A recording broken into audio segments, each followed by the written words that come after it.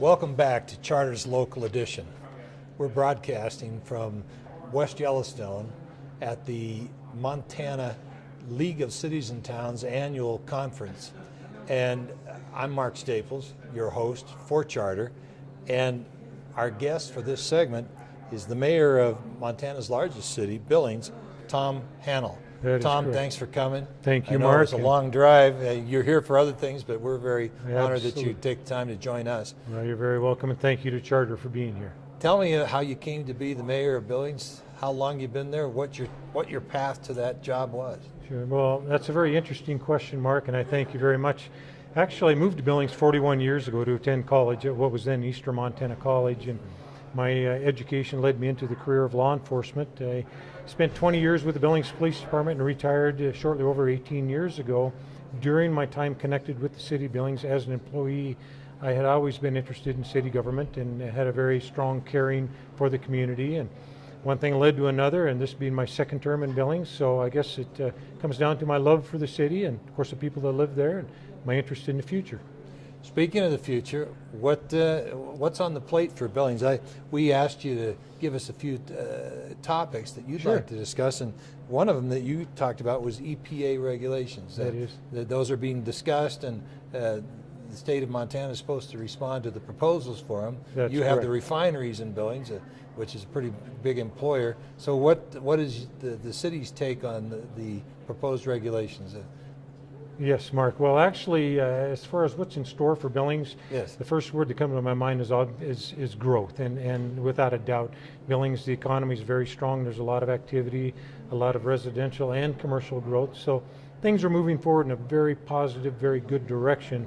When it comes to the EPA and the emission standards and so forth, may I begin by saying the proposal by our Governor Bullock, whom I have a great deal of respect for, and certainly understand the concerns, and not only for the area of Billings, the outlying area, but for the entire state of Montana, if not for the entire country. Mm-hmm. We have a wonderful place to live, and we certainly want to take care of that.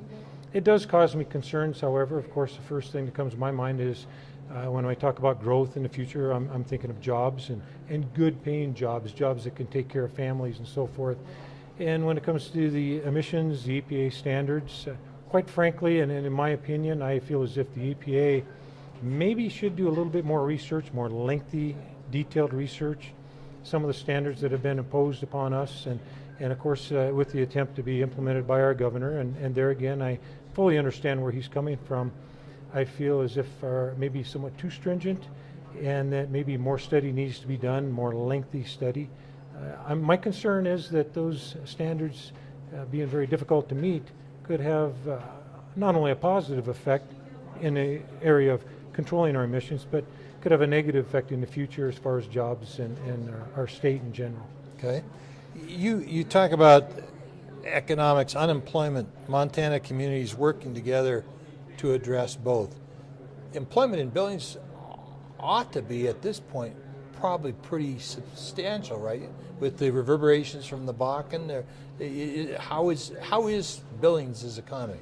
Well, yes, the Bakken has had some effect, there's no question, but in all, the economy in Billings is greatly affected by the diversity of the employment structure that we have to offer. There's a variety of aspects, very good occupations. Medical complex. Absolutely, technology, retail, 3 oil refineries within the area there of Billings itself. Trade center for yes, most of eastern Montana. You bet. Agriculture and trade are huge. And it's interesting that you bring this up because our unemployment rate in the Billings area in itself is just slightly over 3%. Mm-hmm. And that's historically low. That's extremely low. And that's good and bad. It's very good. It's a clear indication that the economy is strong, that there's a lot of activity taking place. But at the same time, we need to find quality persons, quality employees to fill those vacancies, to fill the jobs that are there. Are you finding that difficult? Well, are you talking about for the jobs in the city or jobs for the city? Jobs within the city and for the city, both, okay. But I'm concerned way beyond the city of Billings in a sense of the area. It's interesting that just today we had the 25th annual conference celebration for Big Sky Economic Development Authority. And within that, we had quite a discussion about jobs and the opportunities, and several communities were there to take and participate in the discussions.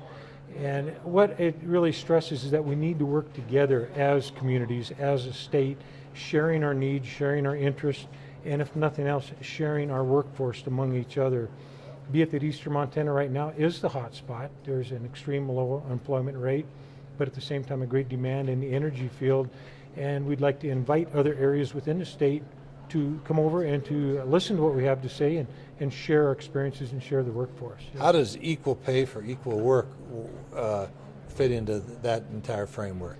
Well, I see that's an issue you'd like to discuss. Very good question. As I look out about and I see ladies in the audience, I will say I've been appointed by the governor to the Equal Work, Equal Pay Task Force, which is specifically geared towards developing opportunities for women in the workforce. Be it that it's been a long time that the ladies, women if you wish, have been rated below men in the pay structure for doing the same type of work. Right. And Montana ranking one of the last in the nation. So it's definitely a situation we need to address, we need to improve upon, and it's been needed for a long time.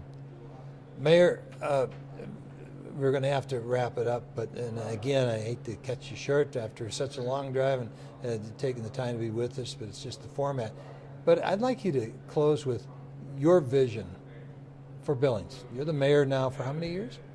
It's been 5 years. 5 years. First year into my second term. Okay, so I mean you're in the driver's seat more or less. You're in the design seat. If you could design Missoula's Billings' future? Let's go 5 years, 5 to 10 years out.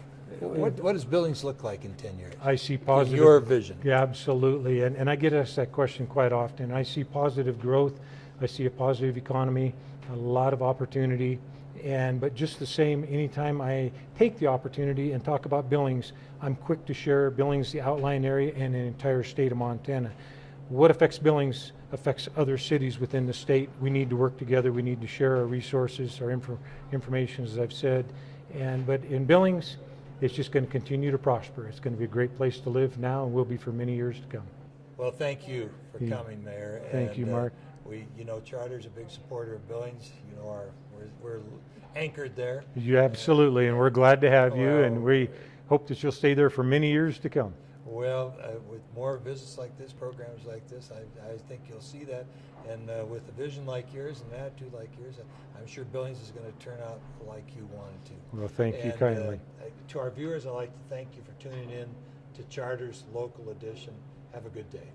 Thank you.